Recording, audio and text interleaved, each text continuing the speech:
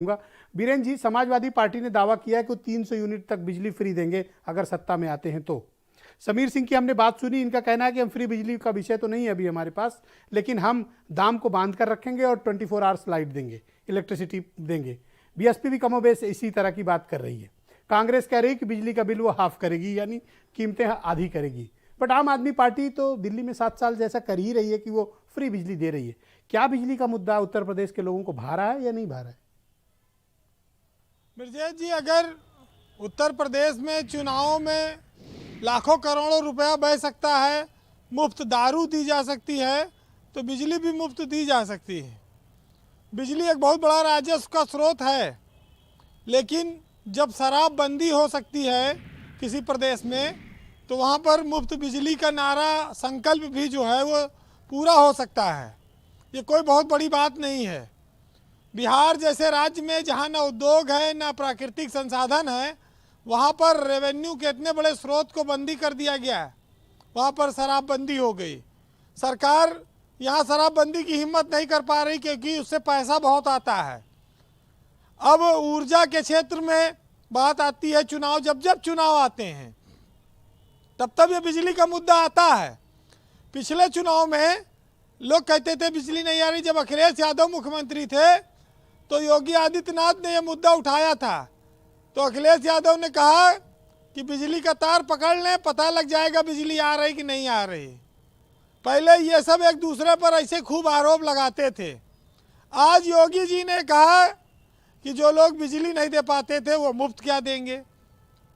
तो ये मुद्दा हमेशा से रहा उत्तर प्रदेश में। लेकिन बड़ी बात यह है, महत्वपूर्ण यह है कि वादा और जुमला में ज़्यादा अंतर नहीं है।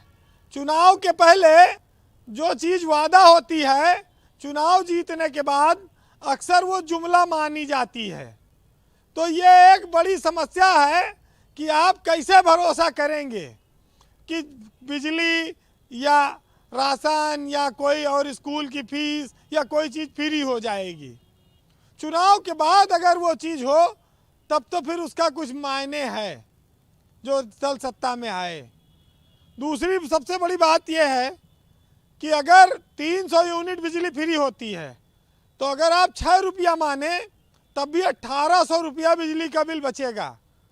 तो 1800 रुपया जो बिजली का बिल है उसमें 70% आबादी करीब कवर हो जाएगी।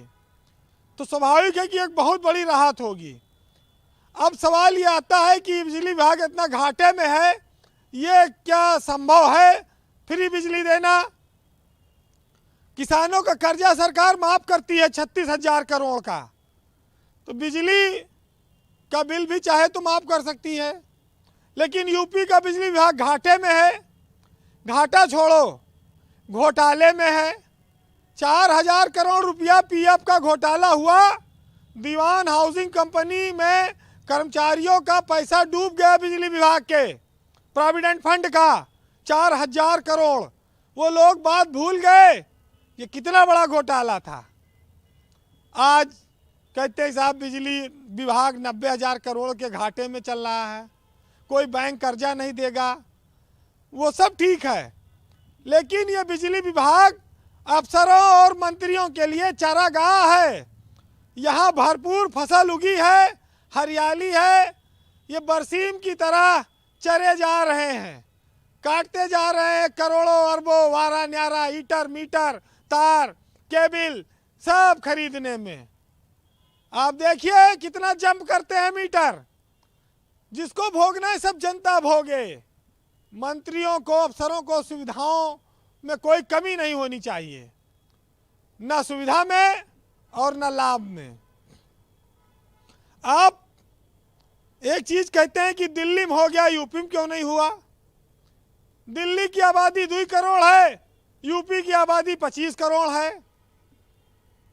अब मैनेजमेंट कोई करने वाला आए तो हो सकता है करे। अच्छा, मुफ्त देने की जो परंपरा शुरू हुई है, वो मुफ्त राशन, मुफ्त गैस सिलेंडर, मुफ्त बिजली, फिर मुफ्त पढ़ाई, मुफ्त दवाई, फिर बचा क्या? आदमी काम क्यों करेगा? सब मुफ्त मिलता रहे। आपको याद होगा कि लॉकडाउन जब लगा तो लोग घरों में थे, नौकरियां चली गई, घरों से निकल नहीं रहे थे, बिजली लेकिन जली और बिल भरपूर लिया बिजली विभाग ने, कोई कमी नहीं छोड़ी जी। चाहे पैसा हो चाहे ना हो, आरसी कट जाएगी, बिजली बिल देना पर ये बताओ कि बिजली विभाग तो खुद कंगाल है, अगर मतलब सरकारी गारंटी ना लगी हो तो ये तो बैंकरप्ट डिपार्टमेंट है ना। अरे भाई हमारे समाज में कंगाल और सबसे करप्ट डिपार्टमेंट। ब्रजेश जी, हमारे यहाँ कहा गया है कि कर्जा लेके घी पीने वालों की तादाद इस देश में बहुत लंबी रही है। उनको कोई फर्क नहीं पड़ता है कि विभाग घाटे में जा रहा है, डूब रहा है, बंद हो जाएगा।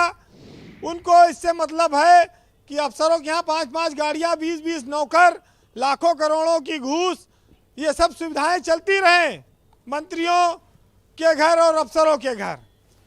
ये प्रदेश भ्रष्टाचार से करा रहा है। बिजली विभाग उसी का एक नमूना है। यहाँ मुफ्त की बात तो होती है, लेकिन उस मुफ्त की आड़ में प्रदेश की कितनी बर्बादी होती है इसको देखने वाला कोई नहीं है। तो क्या ये चुनावी मुद्दा बन पाएगा या नहीं बन पाएगा, या ये मुद्दा सिर्फ बहुत महज बड़ा घोषणा है? मुद्दा बहुत बड़ा है, मुद्दा बन सकता है बड़ा, और बड़ा इसलिए भी बन सकता है क्योंकि प्रमुख विपक्षी दल ने ये वादा किया है।